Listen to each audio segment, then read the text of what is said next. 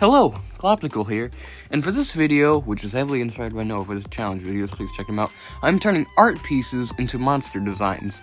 Now, I don't think I'm going to compose or animate, because there's a big project I've been working on, one in which I won't disclose too much yet until it has its footing. Anyway, looking back at my previous videos, I really need to improve. Those videos aren't very good, but that's besides the point. As with a fresh coat of paint and an open mind, let's start this challenge. Basically, I'm going to spin this wheel, and whatever art pieces it lands on will be turned into a monster. Looks like we got Starry Night by Vincent van Gogh.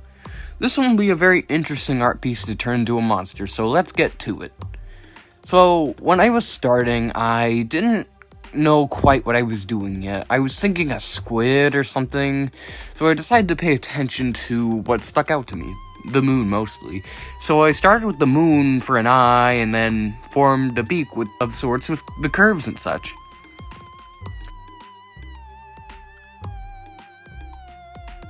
So, what I loved about this design was, it almost looked like a living cloud, or a piece of the sky, whatever you want to call it. And an unintentional detail I had noticed also was the little mountains they put on the top of their head almost formed a painter's head of sorts, and the hills lining the back of their head almost looked like hair.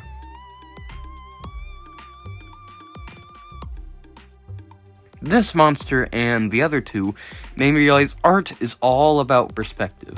Like, the peak under their head could either be interpreted as vines or upside down mountains.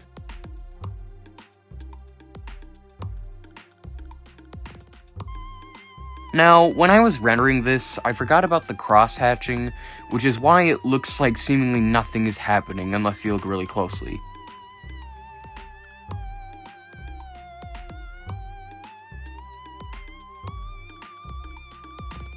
And we're done! The name I gave them was Celestiardo, a combo of Leonardo and Celestial. Not a very creative name, but they actually turned out as one of the favorite designs I've ever made. Anyway, let's move on to the next one.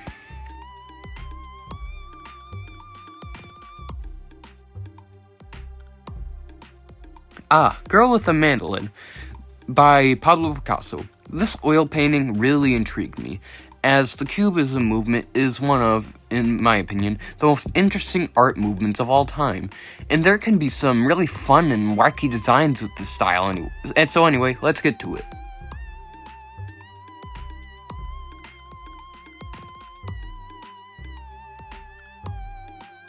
So I had a much clearer idea in my head than Celestiardo this time. However, I'd say it was actually more difficult to do, because this is such a unique art style that it was kind of hard to process it into my own style. This one took a lot longer than the others, because I had all these individual panels on it. However, I think this works perfectly for a monster, because the art piece literally depicts them with an instrument, a mandolin. So I made sure to make the mandolin stick out in the design.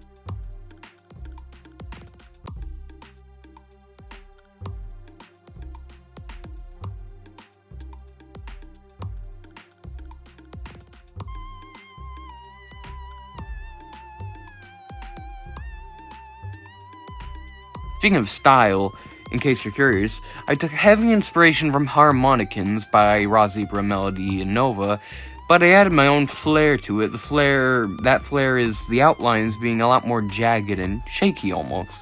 But the outlines are drawn to also convey texture, like little hairs are drawn in the outline to convey something as fuzzy, for example.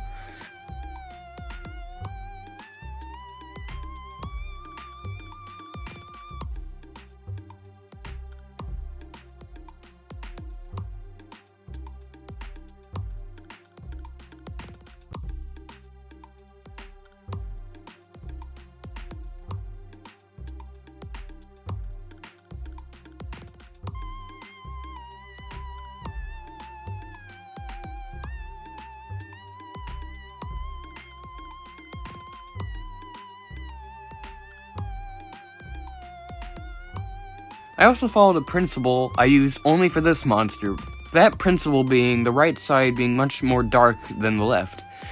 almost like to convey lighting without conveying lighting, if that makes any sense. Like, instead of drawing shading, I'm making the individual colors a darker color on the right.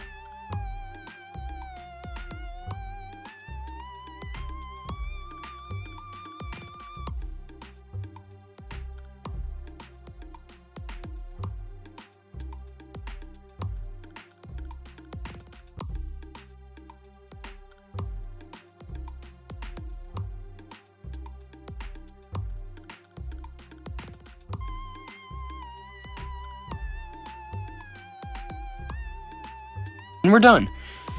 Honestly, this may be one of the most humanoid monsters I've ever done, and yet it barely looks like a human. The name I gave him was Squandolin, a mix of square and mandolin, but also could be interpreted as wanderin, or the word squandering. Anyway, let's move on to the next one.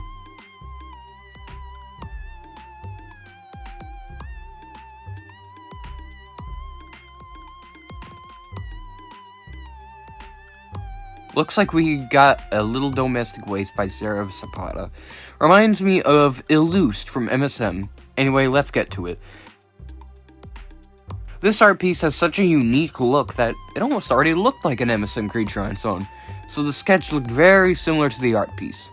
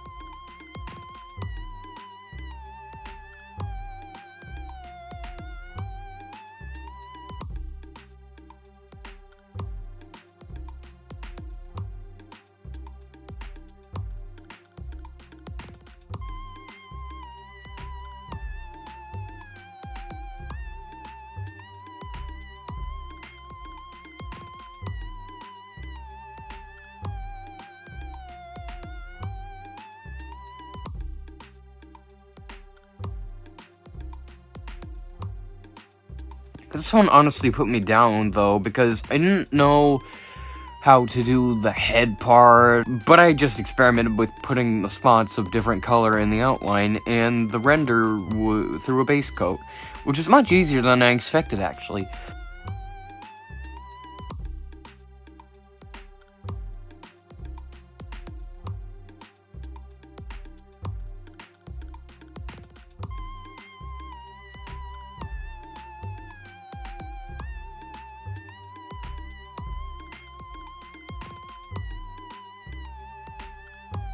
When designing the head, I looked closely at the original art piece, and to me, I almost saw a face being formed in the art piece.